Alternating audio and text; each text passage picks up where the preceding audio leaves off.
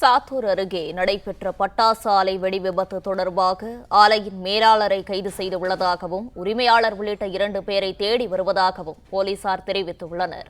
இதுகுறித்தான கூடுதல் விவரங்களை செய்தியாளர் துரைராஜ் வழங்க கேட்கலாம். வணக்கம் துரைராஜ், இது குறித்தான கூடுதல் விவரங்களை பதிவு பண்ணல. விருதுநகர் மாவட்டம் சாத்தூர் அருகிலுள்ள முத்தால்நாயக்கம்பட்டி கிராமத்தில் திருமுருகன் பட்டாசு தொழிற்சாலை இன்று காலை அதிகாலையிலேயே பட்டாசு வெடி விபத்து ஏற்பட்டது. இதில் பெருமளவிலான கட்டிடங்கள் பலத்த சேதமடைந்து சிதறி காணப்பட்டன.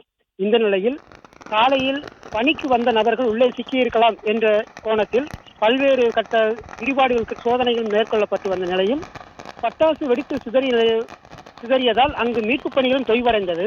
இருந்தும் பல்வேறு கட்ட முயற்சிகளுக்கு பின்னர் உள்ளே சென்று மீட்பு பணிகள் இப்பொழுது முடிவடைந்தது. இந்த நிலையில் உள்ளே யாரும் சிக்கவில்லை என்றும் காவல்துறையினர் தெரிவித்துள்ளனர். மேலும் இந்த பட்டாசு வெடி விபத்து சம்பந்தமாக உயிர் சேதமோ காயமோ ஏற்படவில்லை என்றாலும் அபாயம் விளைவிக்கும் வகையில் பட்டாசு உற்பத்தி செய்த குற்றத்திற்காக